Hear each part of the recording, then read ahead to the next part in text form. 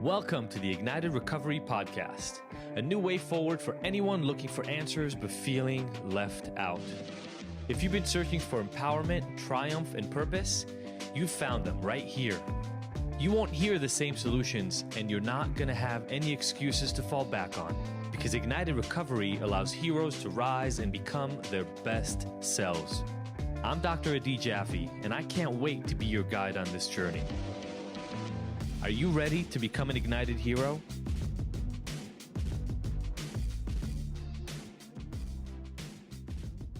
Our immunity and the system that supports our immune system are so crucially important to our literal survival. And one of the easiest things we can all do to support our immune system is take a high quality probiotic. Adi and I have just started taking Just Thrive probiotic, and we are in love for many reasons. Yeah, I mean, first of all, the thing is that what it allows us to do is be preventative, right? So many people are talking about how to not get infected, but how do you support your actual immune system? Did you know that 70 to 80% of your immune system actually lives in your gut? And that's why supporting gut health is so crucial for your immunity. And did you know that more than 99% of the probiotics that you get in the market die in your naturally harsh stomach before they even get to where they're needed? Which is why Just Thrive probiotics are so different. They use these proprietary strains that have been tested and proven to arrive 100% alive in your gut, That's which amazing. is massively, massively important. This speaks to when you go to the grocery store, you buy probiotics that are in the refrigerated section and you think that they're going to serve a purpose, but actually the majority of them die. Yeah. So look, these probiotics are proven effective. They work quickly, and not only for your immune health, but they've been shown to address leaky gut in as little as 30 days and even help in your mood. We are really, really big supporters of Just Thrive probiotics. And because of that, we got you 15% off site-wide. All you've got to do is go to justthrivehealth.com and use the code IGNITED, IGNTD, to save. Go get it now. Support your immune. This is the time.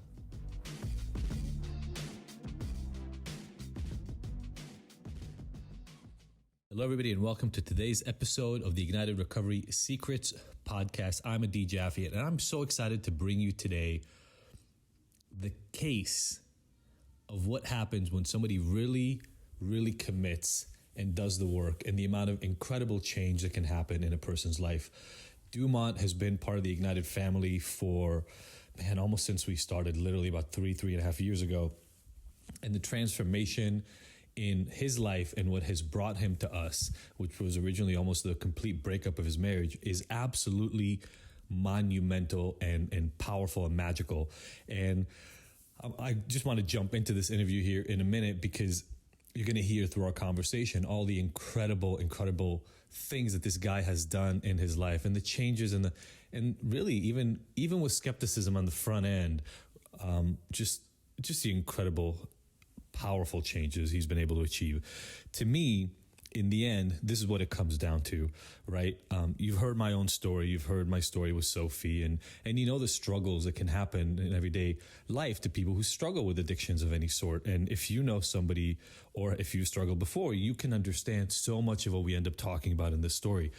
Feeling overwhelmed, feeling shame, not wanting to deal with a problem, getting stuck, having such negative, incredibly terrible consequences in your life that it feels like everything is about to fall apart, and yet not knowing what to do about it and feeling paralyzed.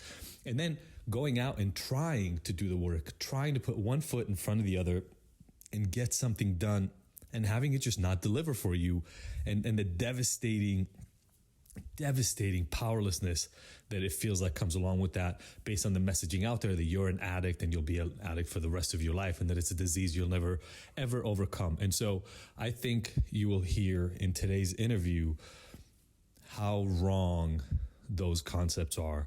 And that's what Ignited is about, right? Ignited is about creating these ignited lives. And you're going to hear from Dumont how he went from broken to ignited. One of my favorite clients we ever had at Ignited. I'm so happy to be able to bring his story to you. And if you've ever struggled with sex addiction, you'll feel this one for sure. If you're a guy who hasn't really figured out how to talk about feelings, you'll feel this one for sure.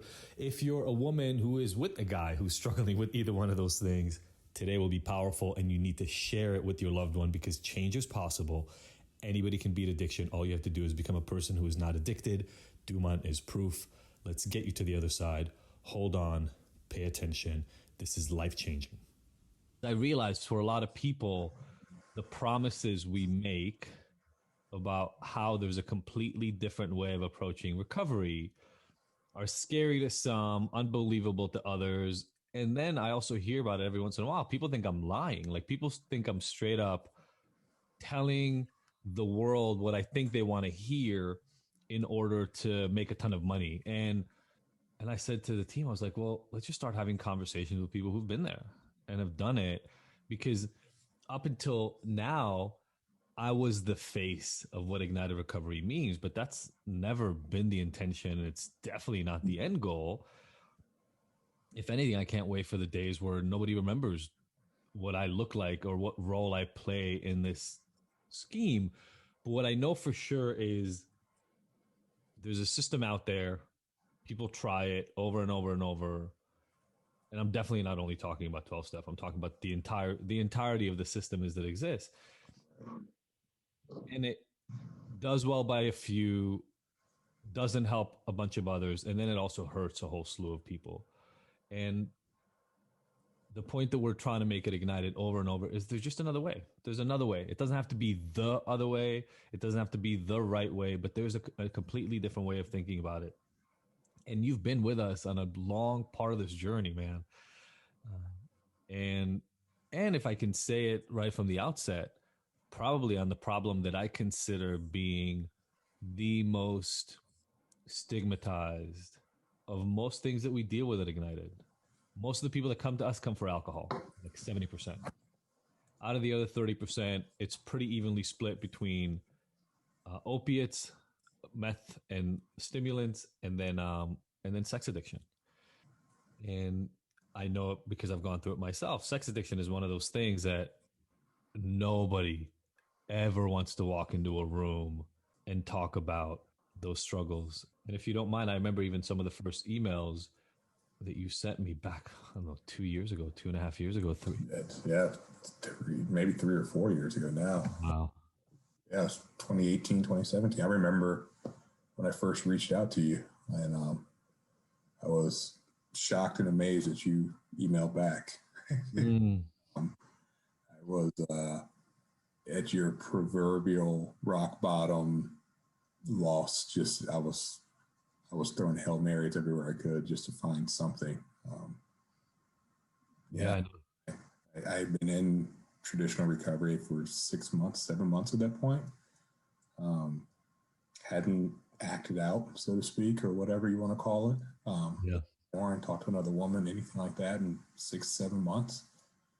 And my life still sucked.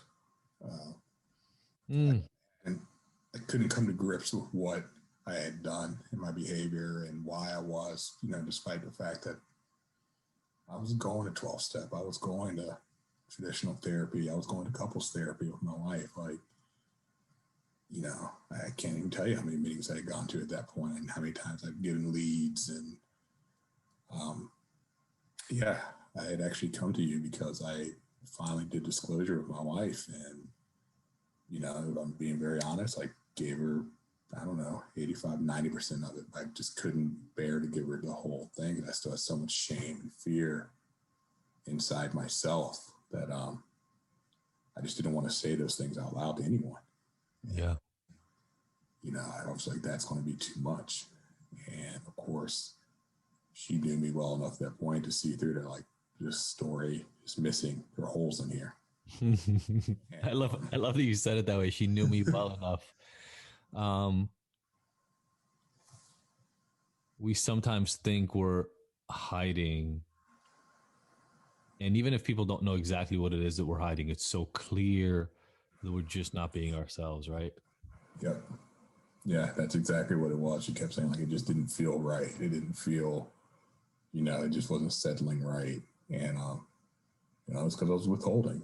And we went to another couple session with a therapist like that day, and I just, I just lost it. I was I couldn't take it. I couldn't take the shame. I couldn't take the fear. I couldn't take the anger I had at just everyone. And I ended up, at the time I lived in Northern Virginia, I ended up at the local hospital under an emergency room, and they wanted to admit me into the psych ward. And I spent 5 hours in that emergency room being tested for every drug and opioid, which I wasn't on. I wasn't even drinking at that point, really, I don't think. And, and my wife was there with me, just watching me. And I mean, she was terrified for me. And they thought I was suicidal. And, I mean, this is twice in 6 months now I've ended up under, forced observation, basically, as a result of my addiction spinning out of control. And, I basically had to use my old addict brain in some ways to get myself out of being put into being institutionalized that night. So I just did not want to go. I was terrified of it, and I just did not want to go. And, part of the agreement with my wife was she wanted me to go. My therapist wanted me to go to traditional rehab, and go someplace for 30, 60, 90 days. And it was Christmas time, we're talking early December or something like that. And I was just like, I don't know how in the world we can afford to go to. I can afford to go off to someplace for 40 grand a month or whatever, astronomical prices are. And two, I was just like, if I'm by myself for Christmas without my family, and at the time I had a pet cat, I was like, without my cat, I don't, that's more traumatizing to me than going away and having to tell someone about anything. I was like, I just want to go home and see my cat and just hang out with him and just, let me, because I knew, I was like, I haven't done anything. I'm not acting out. I'm not actively using, so to speak. So like, there's something that's going on here. Like, I did all the things they told me to do in those meetings. Like, I'd done a first step and a second and a third. I'm working with 4 or 5 at that point. But yet here I was, and like, literally the exact same spot I was one day after I first found out I had an addiction, everything happened. So it's like 6 months and I hadn't really moved. Yeah. Yeah. And I mean, it's so interesting. First of all, I recognize that feeling of such shame that your body almost shuts down. Like, you're lying to yourself, you're hiding behind anything you can hide behind. And what I'm hearing for you is it was like the physical manifestation, the way that it played out to other people really made them afraid for your life, even though you weren't on drugs, you weren't acting out, nothing else was happening. And it was just, this is why we do the whole fuck shame thing. It's like, that can kill you alone. I would argue it probably kills way more people than we even realize. Just the inability to face the world given the way we feel inside. Yeah, no, I think you're absolutely right. It was just, I could feel it in my body. I could feel it in my bones. Like, just this primal fear, coldness that I was getting from just shame. Like, it hurt. And, people, and I was also just very angry and confused at the same time, because it's like, in my mind, I should be better. You're doing all the stuff they're telling you, and you're abstinent, right? Like, right. You achieved success. Yeah. Yeah. I was checking all the boxes, like, did everything they told me to do, show up, you go to a meeting, you call your sponsor, you call, whoever, you do whatever. And like, I was doing all that stuff, and I was abstinent. I was really good about it. And, all the quote cravings or whatever had gone away, but yet, because I couldn't get to the why of it all, like, I was still a mess. I still felt just as confused, just as, all the stuff in my head was still there. Yeah. Just, I just didn't have a way to process it. Yeah. Well, you mentioned the why, and I think so many people, this is the mistake that so many people make, which is, if I can quit, if I can abstain, things will get better, without that recognition that, look, there's a reason why this makes sense to you, and has made sense, honestly, most of the time for decades.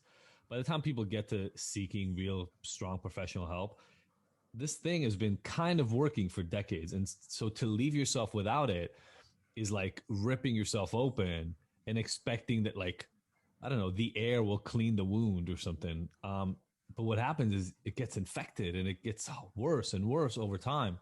And one of the things I hate the most about not all treatment, there are places that do good work in this context, but as you mentioned, they cost $40, $50, $60,000 and you don't even know if they're going to do the good work. That why has to be addressed. It has to be fixed.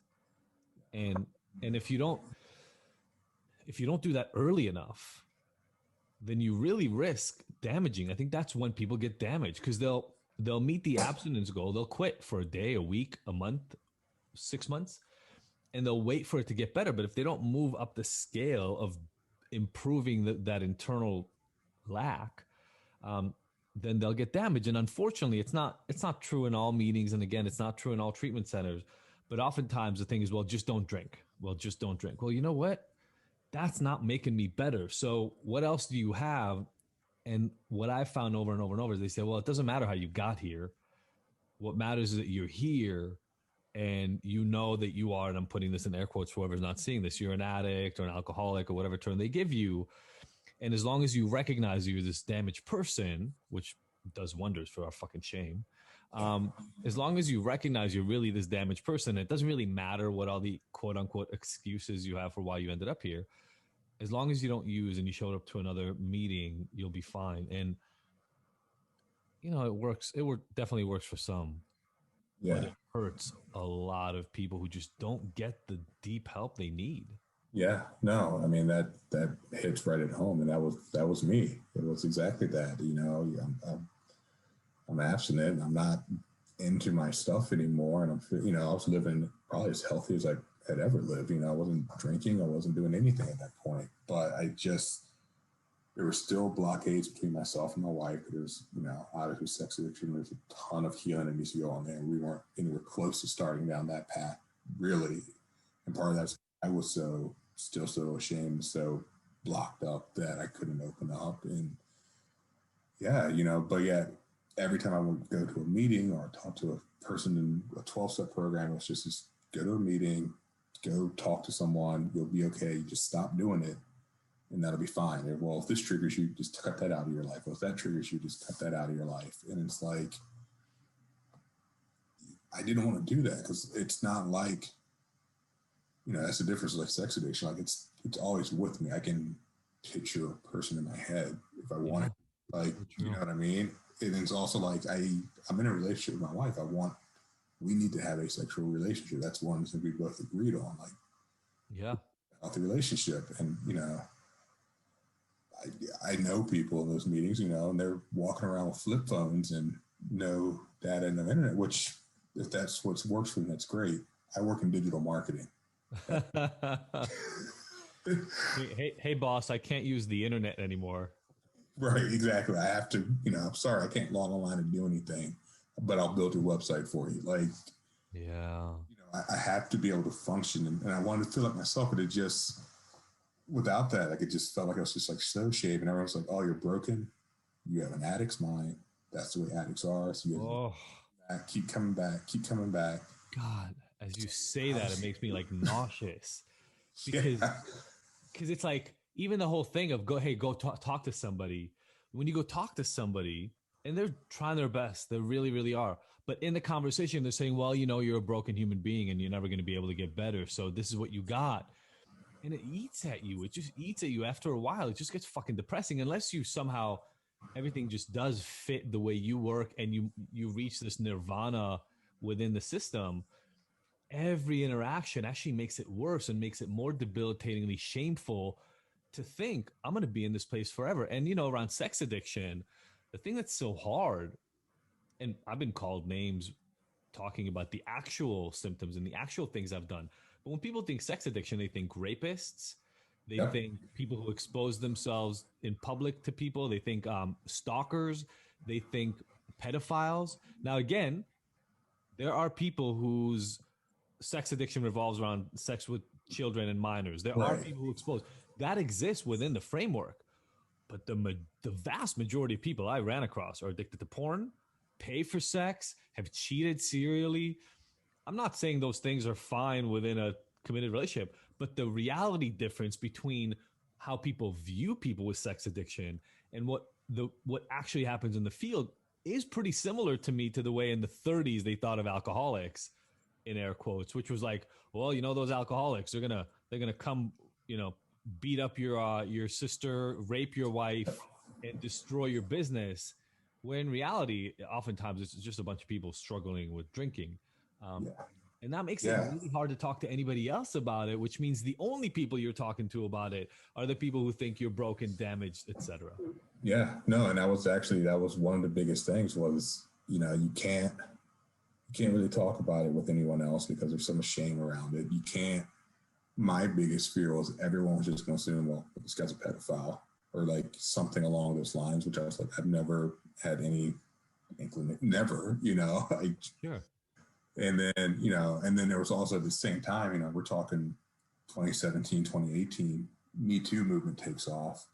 And like, so then that's actually creeping into like some of the meetings I'm in. People are like, well, I'm just, Harvey Weinstein. I'm like, no, I can honestly say that situation that he was into has never once crossed my mind in any way or form. We have nothing in common in terms of that. And so I don't want to be lumped into that. Yeah, so true. It's like saying it's like, well, if you do drugs, you're going to become a murderer. It's like, no, I know a lot of people who smoke weed every day and work and function just fine and have never thought of they're vegetarians and vegans. Yeah. And, so it just kind of creates this shell or this cycle, I guess. And, I think it was great for me when I started because it gave me a place to go. Because it was the first, I will admit, like the first time I walked into a room, it was the first time I was actually able to say, well, I have this sex addiction problem. And someone was like, oh yeah, I get it. And like, that felt awesome. And that was great. And like, I needed that community. And so I still enjoy it because I've met some really good friends outside of it now, out of it. But, but like you said, you kind of reach a point though, where it's like, you cut out the act and you cut out that bad part, but then it's like, you don't do any work to actually heal the wound. It's just, you pull the knife out, but there's still a gaping wound there. Yeah. So was it after that session and after that hospital thing that you ended up reaching out? Yeah, that's what it was. I saw, I don't remember if my wife sent it to me, but I saw one of your TED Talks. And I remember watching it. I was sitting in my office and like I almost like broke down. I was like, he's saying the things that I've been saying about recovery, but everyone says it's not possible. Everyone says that doesn't make sense or like, that's not how it works. And you talked about getting to the root of it and just like really going through that transformation process. And I watched both your TED Talks. And I don't even know how I got a hold of your email, but I don't know if it was like on your YouTube or what. And I just fired it off into the ether. And it's funny because I'd actually watched another talk from someone else from the California Sexual Health, that one institute that's out there. Yep. And I sent an email off to one of them. I was like, well, I got nothing. I basically have a week to either go to rehab or get my life back. But yeah. Totally. And I think what you actually mentioned in that email, if I can, you literally told me right after that, you're like, look, I'm very skeptical. But I think you literally said something like, but my wife is pretty committed to the fact that I have to go into something. And so it's a $40,000 a month rehab or like a $15,000 or $20,000 week-long outpatient thing. Yep. So I think we were like $1,000 at that time. Yeah. You're like, you know what? I'll give what you got to try.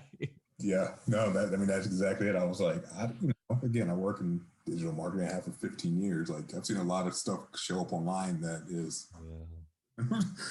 and so I was like, I don't know. Like I'm just emailing this guy out the blue, and like, I don't know. But like I said, like my options were 2 forms of rehab to go away, which I just knew I didn't want to do. But like I had to do something to save what was left of my life at that point. That's such a good way of putting it. and we just, we kind of started going from there. But it was just, there was always something in your message and the way that you were, Ignited was in its infancy at that point. And just, it was, I mean, if you're talking December or like Christmas time or right after Christmas time of 2017, is that what you're talking? Yeah, it was like Christmas time 17, Christmas. Man. So that's literally like 2 months after we started Ignited. Yeah. Amazing. Yeah, so I remember we emailed back and forth, and I was like, look, come try it out. I mean, how bad could it be compared to the other options you're talking about?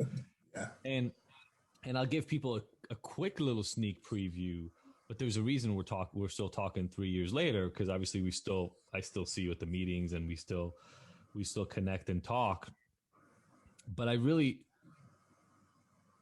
think in talking to you over the years, the fear that everybody has, which you just mentioned as somebody in marketing, right, in online marketing, the fear is, in today's world, it's really easy to make any claim you want, set up a nice looking website, and make people buy it. Now, by the way, I think that's part of the thing that's destroyed the addiction treatment industry itself, is you have no idea what you're walking into.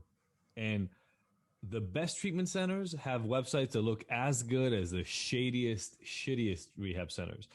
And because addiction is so shameful, it's not exactly, I mean, you get reviews, but it's not exactly the sort of thing when you can talk to your neighbor and go, hey, so I'm thinking about this rehab. You know anybody that, you're not going to do a survey of your friends. It's not like a restaurant. So you just literally go based on marketing and based on maybe a phone call that you had with somebody there who, like it or not, their job is to sell you on their treatment. Right. And they know all the tricks. They know all the tricks. I've sat with a client before. These stories are ridiculous. Like, when I think of the way the addiction treatment industry runs, it's absurd. But this client was essentially stalked by the person they called for admissions, and they were calling them 3, 4, 5 times a day, texting them in between the phone calls, threatening them, saying, if you don't do this right now, you're going to lose everything and your life is going to be in shambles. This is as good as it gets. This is your last chance. Like, threatening them into acting. And let me shame you into rehab. And I'm watching it and it's like, fuck, this is the best we have. Like, and that was the treatment center he was talking to was like one of the top treatment centers. I've learned not to say names because they will sue you in 5 minutes flat for mentioning your name. And I don't feel like being stuck for the next couple of years working with lawsuits. But like, this was one of the top treatment centers that he was reaching out to. So not only was he about to pay $70,000 or $75,000 a month if he signed up, and I don't know what the commission was for that salesperson, but he had a commission. He made a used car salesman. Like, I have a car salesman that is literally texting me right now for a deal because we're in the market for a new car. He made those people look like bunnies. It was insane. And so the reason I want to say this is I think you hit the nail on the head. People normally act in moments of desperation. And I hope, and the thing that we've always tried to do at Ignited, and online marketing is what it is, but the thing we've always tried to do at Ignited is offer hope and acceptance in that time of need instead of threats and fear and anxiety. And so I remember when we first connected, Ignited was literally at its infancy. So we had the old program. We now have the new program. We had the old program, which was me on the laptop that we're on right now doing a PowerPoint presentation, if we're honest about it. I think the content, what I said was great. The production value it left something to be desired. No, it definitely, it looked like it was, it looked like a startup. I've worked in startups but at the same time, for me, that actually kind of hit home because one, I've done it before. And two, I was like, I felt like there was a passion in it. And I was like, oh, like, you aren't backed by some, you don't have some random credit card that's funding the bills. Like, right. No one's putting this amount of content out and this amount of thought into this work just for a paycheck and, and just to have it, to come out like that. If there are other ways to do it or easier ways to do it. And I was like, all right, and it just, again, it made sense. Like the things the things we talked about, it made sense. And it was so different than what I had experienced previously in traditional therapy, what I experienced in traditional 12-step programs. I was still going to both of those at the same time, but I was just like, it just felt so good to have someone say, you can get better. You can get this. Do you remember a specific time in those first few months, in the first couple of modules, in the first couple of meetings? We only had one meeting a week back then. Yeah. And there were like 4 people on it or 5 people on it. You know, it was a very small organization. Do you remember any specific moments in what you were going through with your wife and what was going on in your daily life where you sat and heard something or said something or heard somebody else share and it just landed? Oh, yeah. Wow. Yeah. I can think of a few of those, a few times when that just happened. And, yeah, I mean, I think one of the best moments actually was probably in that winter, February or March or so. I was sitting on one of the calls, a Tuesday chat, actually, with, 6 of us probably. And I just remember, like, I don't know, my wife had gotten triggered about something that I had done. I don't remember. We were just like at a loggerhead. And I had emailed you about it. And you were like, yep, we'll talk about it in the meeting. And you walked through it and you were just kind of like, there was a moment and you're like, but you did do this. I was like, yeah. And I don't remember exactly like what it was, but it's just like, you're just like, but you're not that. You are actually this. So now and it just like clicked. I was like, oh yeah, well that's why she said it. Like, you're right. Like, it's just a moment, but it was also, it was just that moment. Like, and it's not that I don't think I was empathetic or sympathetic beforehand, but it just like really clicked. I was like, there was just so much radical transparency. You just kind of kept like peeling back the layers. And I was like, I was giving you the answers, but you were just, that was before we had like a lot of the chat in the groups, so it was just like almost a one-on-one like we're having right now. Yeah. You're just like, you just kept probing, but like not in a threatening way, or like I never felt like I was pressured, but then I was just, oh crap, I have to. And it just made me feel open about, I was able to just say the truth. And it was just like one of those things, like for me to admit, that was wrong, or for me to admit that I've, when it comes to those type of wrongs, like it's like the disclosure issue where it's like, I can't say that out loud. Like grabbing my chest right now. It's like, oh, if I say that out loud, they're going to think what's wrong with Dumont? He's less than, he's not right enough. And you created a space for me to say that. And I was like, that is all about. It's not as bad when there's a space that can accept it. Yes. You hit on radical transparency, which obviously Sophie and I talk about a lot. Yeah.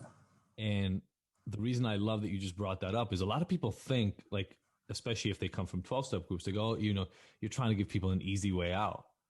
And what I always try to explain to people is, you got it wrong. Like, I give them the space to take the hard way in, right? Like, when people attack you for being weak, for being broken, for being damaged, for never being good enough, for not mattering, right? All this stuff that, whether they mean it that way or not, gets taken that way by the people who are pushed into traditional recovery. Oftentimes, you get defensive because you really feel like at your core, I know I'm not that big a piece of shit, right? Like, I feel like a pretty good person. I keep fucking up, but these guys are telling me that I'm literally the worst human being that's ever existed. And so you start having to defend yourself. And so I think a lot of times we do posture, we do pretend that we're better than we really feel. We do act as if, right? They even tell us, right? Fake it till you make it. And yeah. And part of my whole thing is, no, hold on. Let's just give you an open space where that you can say anything to me. And I've, when I was in SAA meetings, I've been in a room with people for whom their proclivity is children. Let me promise anybody who's listening right now and wants to judge those people for all they want. And I'm not saying that acting out in that way is proper. 2 completely different things. Trust me that the vast majority of those people are drowning in shame and sorrow over all these mistakes that they've made. And if you think for a second that beating them over the head is the thing that's going to make them better, then we look at the world through complete opposite lenses. What all of us need is like a proverbial hug from those around us that holds us and says, look, you're going to be okay. Because it's in that moment, and I'm hearing maybe that happened for you in that group. If I can get you to trust that, then you finally allow yourself to accept who you really are versus the person you've been pretending to everybody, including yourself to some extent, that you've been. And it's the gap, the chasm between those two places, who you tell everybody you are and who you feel like you are inside, that is shame, that is pain, that is the thing that's going to make you take 4 drinks to the head at 5 to 5:30 p.m. because you've been pretending for the whole world for 8, 10, 12 hours and you just cannot take it anymore. We need to feel like we're understood.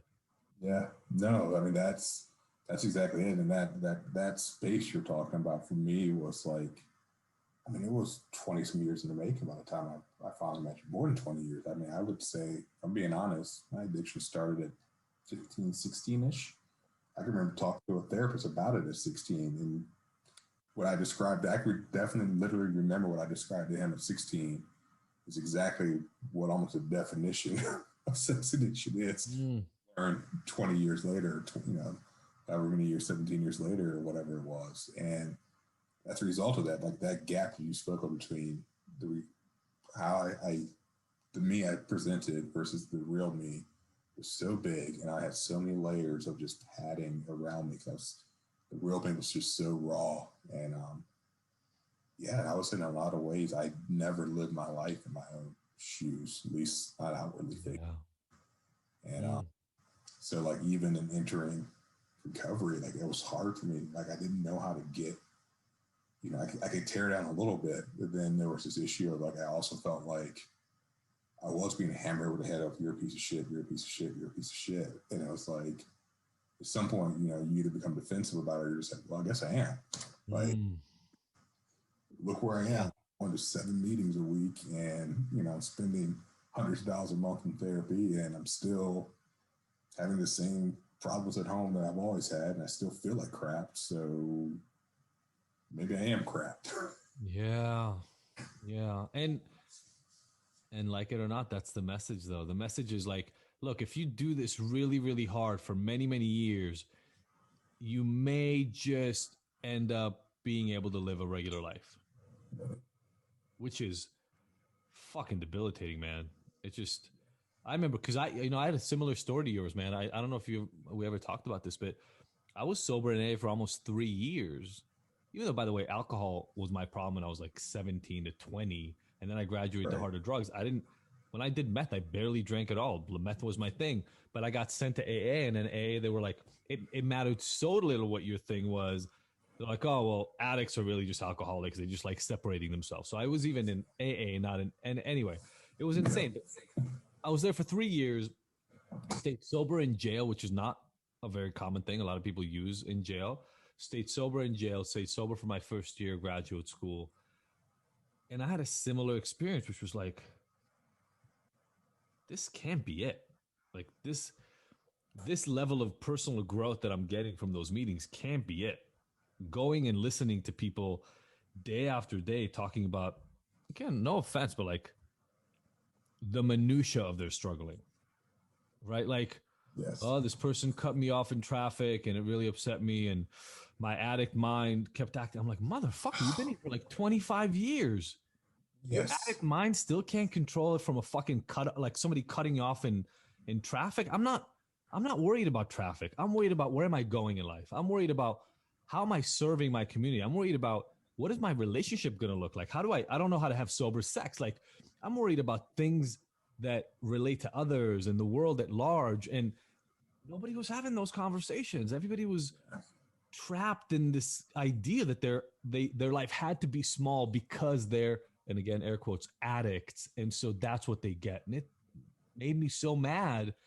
I was scared shitless when I took the experiment to leave AA. I was really scared. I talked to my parents. I talked to everybody, my girlfriend at the time. I talked to my sponsor. I was like, look, I know you guys know what I'm like when I'm not okay. And not about the drugs, not about the weight loss. I become a dick. I don't respond to texts. I'm short with you on phone calls. I don't call you back. I don't follow through. I missed flights. Like when I was a drug user and when I was And by the way, with porn, I've missed work meetings for porn and sex chat. Like, Yeah. I am completely unreliable and I'm a dick when I'm in my addiction. If you, and I told them this flat out, if you hear that and see that from me, don't wait to find out I'm taking drugs. I'm screwing up.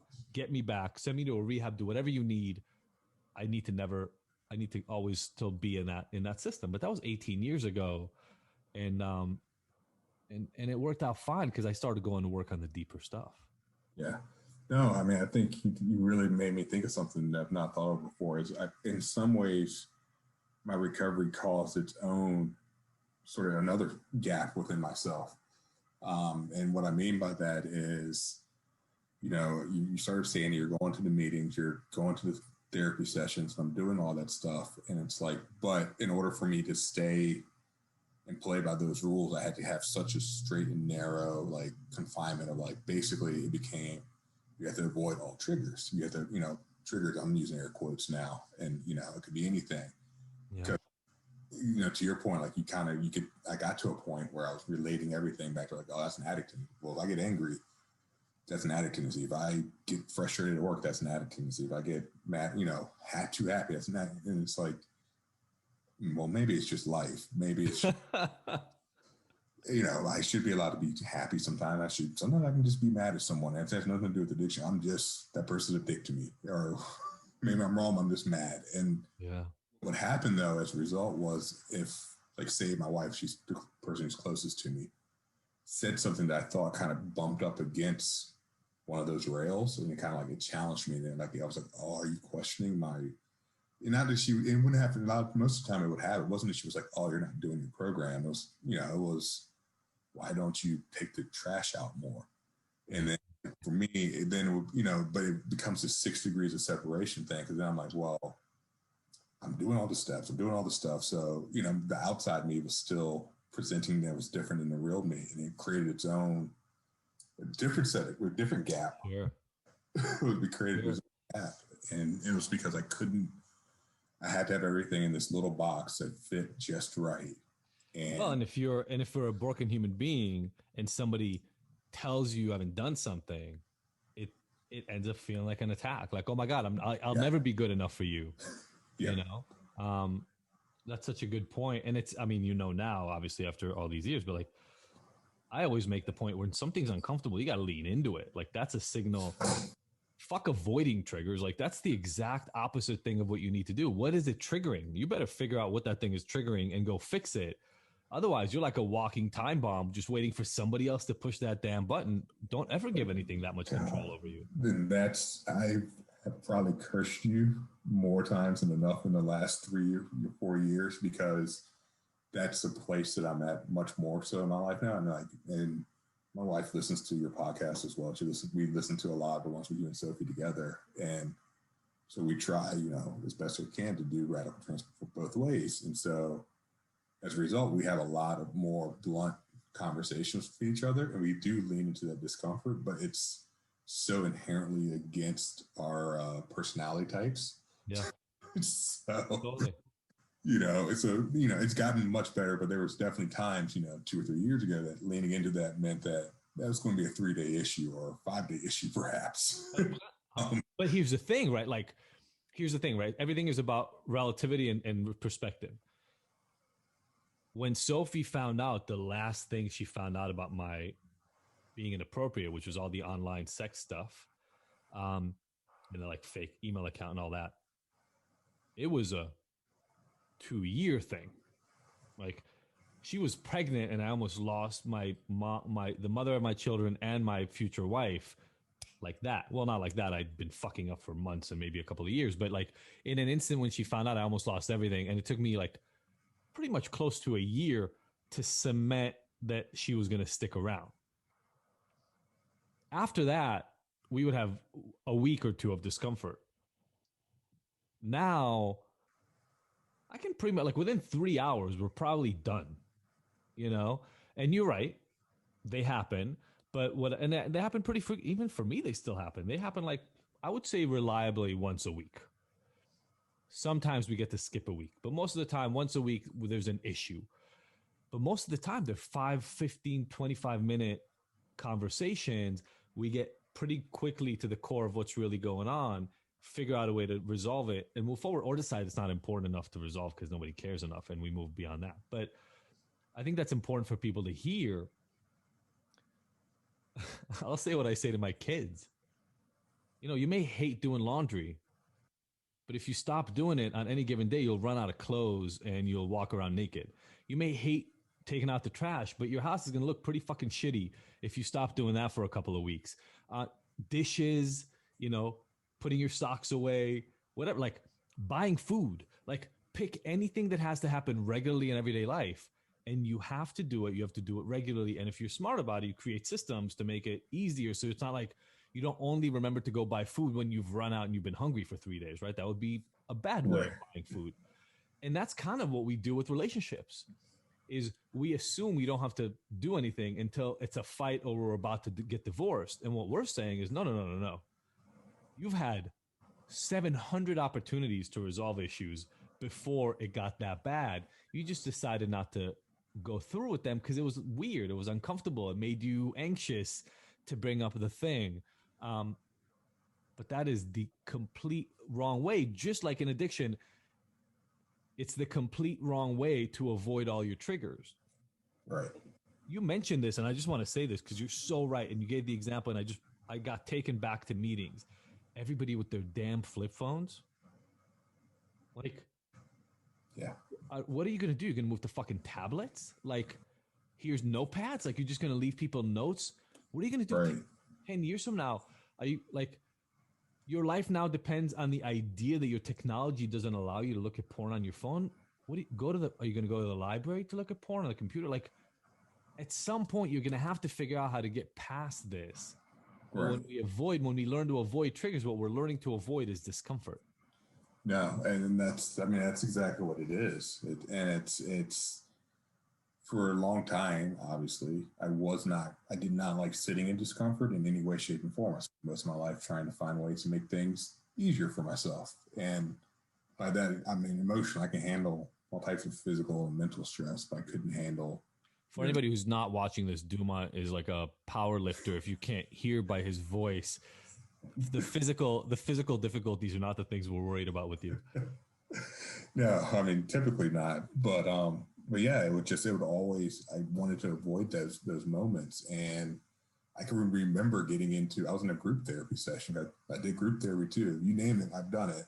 I'm in this process, and yeah, credit all of those things to getting me to where I am today. But I can remember I had to travel for work, and this is back a couple of years ago, and that was very difficult times for my wife and I because, you know, I used to travel a lot for work before, and I was an asshole when I traveled for work. And I was a bad husband or a bad boyfriend. I was a really bad employee at this when I did that as well, between alcohol and sex and whatever else and porn. So here I am. I'm a couple of years in my recovery. I had to travel. My wife gets on edge. I get on edge because I don't know how to handle the defensiveness. So kind of like we talked about before, I instantly get defensive, and it becomes this whole thing. And I can remember being in this group setting and bringing that up.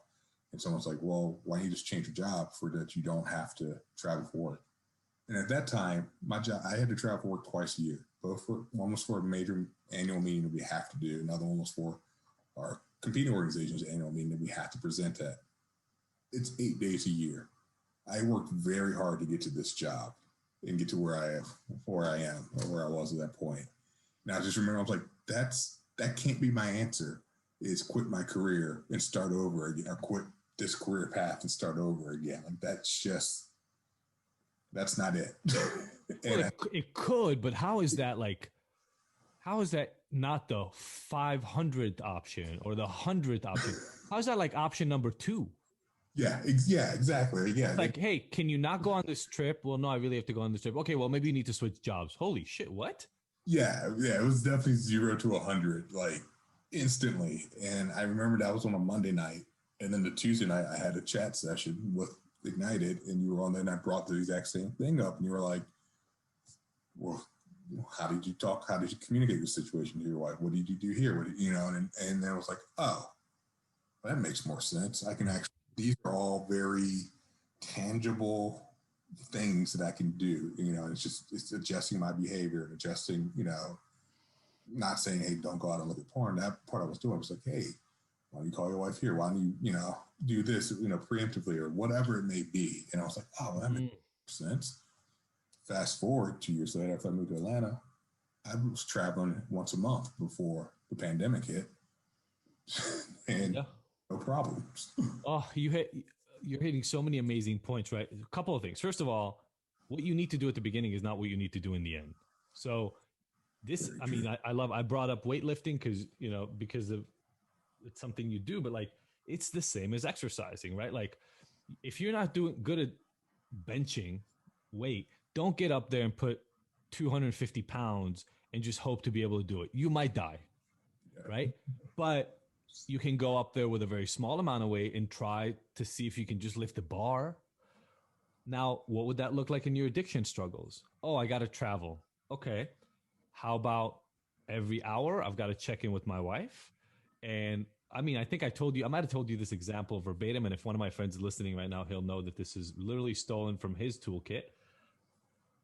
When he would go to sleep, because he traveled all the time, he was one of those people that traveled like 50% of the week. He would set up his phone on FaceTime and stand it up on his nightstand. Now, this might sound insane to some people. Talk to me again when you're fucking married with kids and you got to save your marriage, and let's see how serious you are, right? So he would set it up so his wife could see him in bed, and he'd go to sleep like that, just plugged in on FaceTime. And that was the level of accountability they needed when they started, because he was not going to quit his job, or at least that didn't seem like the relevant issue in the moment, or solution in the moment. And they needed to come up with something. So, by the way, I still have location with Sophie. She still has my location. Why would I need to not have my wife know where I am? Like, why would that be a thing? And then he did the video chat, and it allowed him to travel. And allowed his wife, importantly, to feel safe while he traveled. Because if she woke up worried in the middle of the night, she could look and see him in the bed. And the idea that you just mentioned, which is, well, you got to avoid the triggers, you got to eliminate, is part of the reason why what we're saying to people under the shame rubric, it's like by definition, your life gets smaller and smaller and smaller. Why? Because anytime something gets uncomfortable, you run away from it. Well, I don't know about you, but there's a pandemic in the world right now. Everything is uncomfortable. Yeah. From the moment I wake up, we have our analogy of like a 0 to 10 activation. My life is pretty well put together, I think, and I'm probably waking up at a 2 or a 3 level of activation every single day. Oh, yeah. Kids are in from school, hard to travel, can't have my staff. Like my right-hand person, Maddie, used to be here 5 days a week. I see her twice a month. Like, which means stuff is stacking. I'm uncomfortable. I'm just uncomfortable. Yeah. How am I going to run away from that? That same idea teaches you, well, if you're going to run away, once in a while, you'll figure out you can't run away without relying on your choice behavior. And then people end up slipping up and relapsing that way. Yeah, no, that makes sense. That's exactly, how I felt. And it was because I couldn't do that extra work. I couldn't do that extra stuff. And I just knew in my heart, I was like I said, I knew what I was doing wasn't working, because again, anytime something challenged that little that little box I built for myself, I came out of it swinging. And that just, you want to have a bad relationship, that's a relationship. So your spouse will get sick of you pretty quickly if every time they say something, you come out with anger driven by fear. And it was just one of those things. I remember you were the one to introduce me into the emotion wheel, and it was like such a big thing for me. Yes. I literally have it on my desk. That was massive for me, because I remember in one of those moments, like walking me through that the first time, and it was the same thing. I was like having a situation I couldn't explain myself, and that's like one of my biggest anxiety moments, is not being understood in general. And obviously I have a hard time doing that when the more difficult the conversation becomes. Of course. Especially when you're ashamed to, express things. And so, and I like to think I'm a pretty good orator. I can speak in front of crowds. I don't mind speaking in front of people, but, when it really matters, it's a lot different. Yeah. And I remember walking through that wheel and like pinning down like 3 words and like, oh, that is what I'm feeling. And like, I literally went home and like showed it to my wife. It's like, whatever the 2 words were, A and B. I was like, this is it. And she was like, oh, that makes sense. It's like, oh, like, because that was always like one of our biggest points of contention is I would feel like I'm not being heard because I couldn't explain myself. And then that set off 9,000 other things in my head. And then it sets off things in her head because she's like, why is he not talking to me? What's he not telling me? And why is he mad? Why is he, he must be hiding something or whatever. And it was just quite honestly, I didn't have a vocab. I know. It's so crazy how simple this stuff is sometimes. But if you don't have it, you don't have it. So it doesn't matter if it's simple, right? It's like this skill could just be right in your periphery right here and you don't know to do it. Like riding a bicycle is not all that hard. There are people listening right now who don't know how to ride a bicycle. It's not because riding a bicycle is hard. They just don't have the skill. They've never acquired it. This is the vocabulary issue. And you're so right. There are men and women listening right now who either feel unheard or unable to express themselves, or because I hear this from partners of people who struggle with addiction all the time. You won't talk to me. He doesn't tell me what's going on with him. I have to dig. And it's not that you have to dig. It's that literally the words do not exist. So in the end, you get to those basic ones. In the end, it's like, how was your day? Good. What does that mean? How was it? Bad. What are you feeling? Angry. Like when you have 4 colors to paint the world with, it doesn't look all that exciting. But when you can get these tools, you can start having conversations. So look, I know it's been a while, and I love sometimes when you share in a group now, I love that we get to have the conversations that we have because you already mentioned it earlier, but it's regular everyday stuff. It's just everyday people stuff, right? Addiction doesn't really factor into it. You're a person of color, the Black Lives Matters movement and everything that it brought into corporate America and conversations about historical aggression and being singled out and shame came out for us in the groups. And that's not because you have an addiction issue. It's just because you're a person of color living in the United States and you're allowed to have these moments. I feel like, do you feel like there, 2 questions. One, was there a crossover point? Do you feel like, was there a moment either with you, I don't want to say your wife's name, but either you or your wife who, when you kind of both maybe looked and went, oh, this would have never been possible before. We must have crossed some threshold at some point. Yeah. I mean, I think I could think of like 2 instances. It was kind of in like tiers. The first one being, though, I definitely remember it wasn't long after I started the Ignited program and we got into it. She was still feeling pretty raw and pretty hurt, and she was expressing herself and expressing some of her frustrations and her anger. And for once, I didn't immediately get defensive and fly out of my little box that I created for myself. I was able to sit there and hear her for once. And I was actually able to kind of, not to say that I wasn't angry, say I wasn't mad. Like I was all those things and then some. And I'm sure there were tears shed on both sides. And, I ended up sitting out on the sofa watching football, whatever it was I did for an extra hour or 2 before I went to bed because I needed things to calm down. Yeah. But I remember the next day, we kind of checked in and she was like, oh, yeah, I feel bad. I'm sorry. Like, I had to get that off my chest. But she's like, I knew there was a difference in the way that you responded to me. It's like, I got the term making space from someone from you and Sophie. And she was like, you made space for me to have my feelings. Yeah. And by me giving her that opportunity and then knowing that I could be uncomfortable for a little bit. I think that's an important thing for people to hear. A lot of us, after we've really screwed up, right? Like objectively, we screwed up. We did things we should not have done. It feels hopeless and helpless. Like there's nothing we can do to now make it better. We fucked up so badly. And what you just mentioned is such a powerful thing. Sometimes the thing you do best in order to make the person in front of you able to trust you again, able to connect with you intimately, is actually just allow them to have their pain and sit there and kind of eat your own a little bit. I feel like shit because you're saying this. This makes me want to dig a hole for myself and go die. I want to go take 5 shots and, jump out a window so I don't have to think about what you're saying. But you don't say any of that because you've already put a lot of weight on them emotionally, and you kind of eat that for a minute and say, I'm going to sit here and take this, not because I deserve it and not because none of that stuff, but because my partner is hurt. I did the hurting, and I'm taking care of them by allowing them to express that pain. Yeah, no, I mean, that's really well put. And that's exactly what it is. And for me, by nature, there's 2 things. Like, one, I want to fix, I don't like seeing other people uncomfortable. So I will jump in and be the meddler. It's like, oh, I got to fix this situation and control your emotions and your outcomes so that you're happy. And then 2, I don't want to be uncomfortable, as I've said before.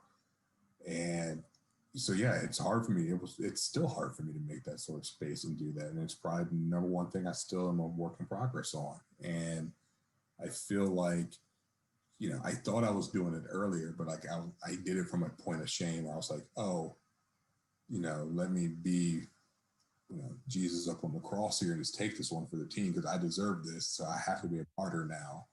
And so I took it, but like I wasn't eating my own. I like that term. I wasn't eating my own pain. I was still just taking like, oh, I got to do this because this is what I'm supposed to do. But I'm still just like stewing. It's just stewing. It wasn't resonating at all. And versus to be able to move beyond that and take it that next step with like, hey, this is helping her out. But also, I need to own my own crap. I need to own shit and be like, she's not saying, or they're not saying anything that's not real. Like expressing pain from a reality that I created. Yeah. I have to own it. But I also know that by owning it, I don't have to escape it, because the other part of me was very early on, like something like that happened, I would storm out the house, I'd go get in my car, I'd drive around, whatever. But like that didn't help anything out. Like that just made everyone out. That made my wife worried about, because she didn't know what I was doing. She was worried that I was suicidal and what I was doing. To be perfectly honest, I'm just driving around a neighborhood, which probably isn't the smartest thing in America some nights. So, but like, think about, but yeah, so it's just like, that's not the best way to handle it. But I was like, oh, well, I just couldn't sit. I just couldn't sit in it. I think that's probably one of the biggest transformations in me, is I can sit in it knowing that I'll be okay. Like, you are okay, right? Like, yeah, exactly. I am okay. I may be feeling shitty right now, but I'm okay. Yeah, exactly. Like I think that's probably the biggest transformation in me, is even, I've talked about it in groups. I've had some struggles with work. We talked about it even with like, what's going on in our country, whether it's the election or the election or the Black Lives Matter and George Floyd and all that. Like, I know that I can take it, and I know that I'm okay because I'm actually on stable ground for the first time in life. And I'm 37, almost 38 years old. I mean, that's a revelation that's only a year or two old, for me. And in all honesty, I don't know that I ever experienced that before. I never felt stable. I always felt like something, before I was, like I said, I was probably an addict in my addiction from the time I was 14 or 15 years old. Before that, I just had all the trauma that led up into me finding an addiction. Yeah. There was never that release valve. And now I'm like, oh, I can actually take this. And some of the things you mentioned are, just they're objectively hard things to take, right? I mean, you just mentioned the driving around the neighborhood. There are risks, there are pain points, there are injustices that are happening. And that's an objective reality. I think people get away sometimes with the notion that, well, everybody creates their reality. Sure, within the confines of whatever is around you, you get to change your perspective on it, maybe. But there are realities you're not in control of. You can just control how you react to them. Yeah, no, absolutely. I mean, and that's why, like, my view on religion has shifted as I've gotten older. But like, I do understand. I totally believe in a higher power. But I'm like, there's certain things I know for a fact are out of my control. And we can call them serendipitous is all we want, but at some point, like, it helps me out to just be able to be like, hey, I don't know, like, there you go. I can do my part in that, I can do my part when it helps. I'm wearing a shirt right now that's a, pro Black Lives Matter shirt, but like, money goes to a good cause, but like, that's all I can do. I can't change this country in 500 years of history right now on a dime. If I could, I would, but yeah, I have to accept that, there are other pieces at flow, there are other pieces that are out of my control. And well, and the cool thing about it is even in the midst of this mess globally and, in terms of U.S. relations or COVID status, all those things, those of us who've been able to stay safe, sometimes we take it for granted because it's such an afterthought now, but it's pretty amazing every time I talk to one of our crew, one of our community that says, yeah, still doing well though. I think that's sometimes something that we take for granted because it's no longer as much of a challenge as we thought it would always be. No, absolutely. I mean, it definitely is. And even hearing you say it, it makes me kind of chuckle. I'm like, yeah, like my wife and I, we had a baby this spring. We're raising we have an 8-month-old child now in the middle of everything that's happened in the last, I guess 12 months in this country at this point. And we're fine. I mean, all things considered, like health-wise, steady, everything, like, good. Like, and I want to just point out, it's obvious, I think, to anybody listening, but like how much of a blessing that is, right? My favorite thing in doing this work always is when the seemingly impossible happens, because people always come in thinking, well, it's gone a little too far for this, or I don't know if I'll ever get to, fill in the blank. And different people have different things. Aaliyah was just on the podcast a couple of weeks ago, and her thing was, I'm never going to get to talk to my one daughter. Oh yeah, that was great. I know you were on the precipice of feeling like you might lose this relationship forever. So even though you wanted kids, the idea of when you're going to be able to have a kid was like, no, it's amazing. And even the fact that, like, I said it so flippantly just now, even like if you go back to December of 17, when I first reached out to you, I'm a step away from being sent off someplace for 45 days to 60 days. And who knows what I would have come home to. Like, I don't know if I would have come into anything. I don't know. Yeah. And, here we are, fast forward nearly 4 years later, and my wife and I, our relationship is better than it ever was. We've been together for 9 years, almost at this point, better than it ever has been. And we have this beautiful young child in our lives now that I always wanted, but it just never, it seemed so far from reality. The first time I emailed you, when I first found out about Ignited, I just wanted to not have my relationship end and just end up in a rehab. Like that's what I wanted. I mean, like anything else would be gravy. I'll take it, but I just need to find some sort of footing. And the fact I found that and then some, it's just, the fact I could be so nonchalant about it now, it's actually kind of amazing and humbling. I love it. You've heard me say this, I don't know how many dozens of times, but anybody can beat their addiction forever. You just have to become a person who's not addicted. And everybody who hears me saying it for the first time says that's just gibberish. It doesn't mean anything.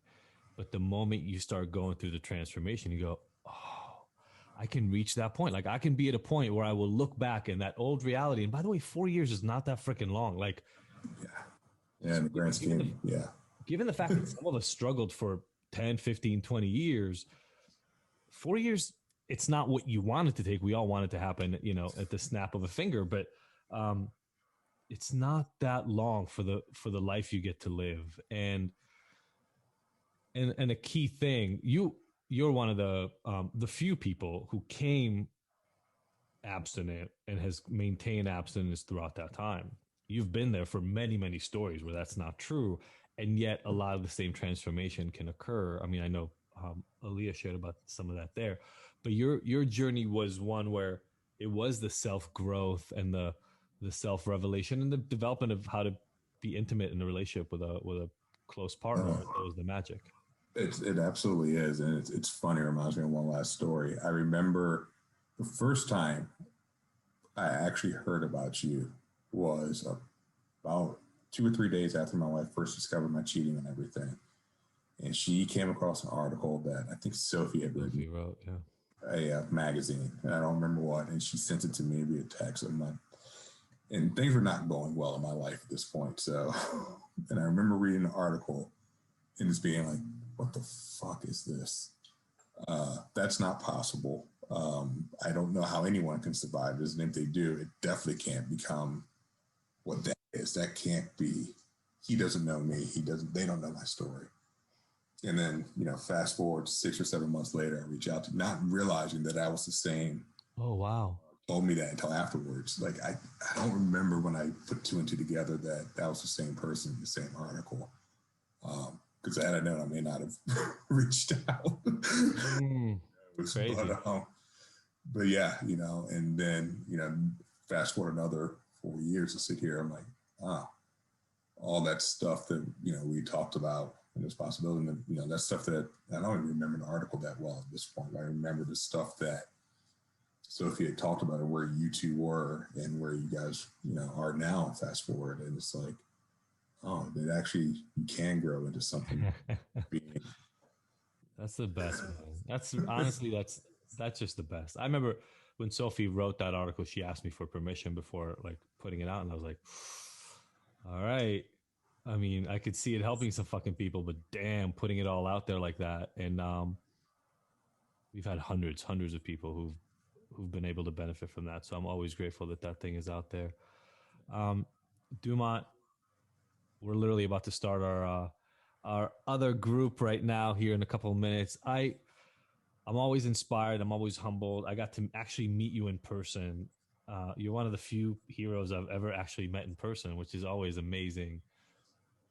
I am so grateful that I get to be part of your journey. I'm so grateful that we did connect in that way, even if you were skeptical and thought everything I said was bullshit.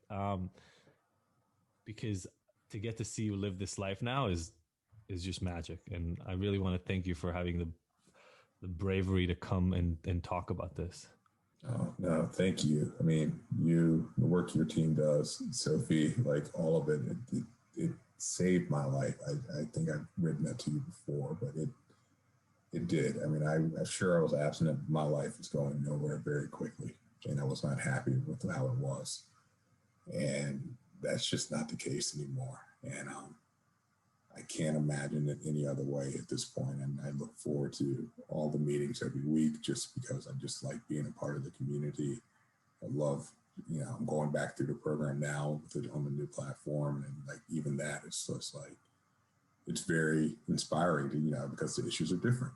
It's a totally different set of issues for me now. And yet it still applies. And it's just like, it's humbling. It's, I have that word on my wall behind me and it resonates. I love it. Thank you so much, man. Send my love to everybody at home, obviously. And I'll see you in a couple of minutes. Sounds good. For those of you who are tuning in right now, do me a favor. I always ask you to do this, but take a screenshot, whatever you're listening on right now, and just tag me. Dumont's not on social media, so don't tag him. But tag me, tag Ignited. I want to hear what resonated for me, like what lesson dropped. I always find that you guys pick out nuggets I didn't even really learn to pay attention to. So thank you so much for tuning in. If you think this is helpful for somebody else, just forward it to them. The whole point is to change people's lives, and that's what we're here for. Thank you, Dumont. Thank you, everybody listening. See you next week.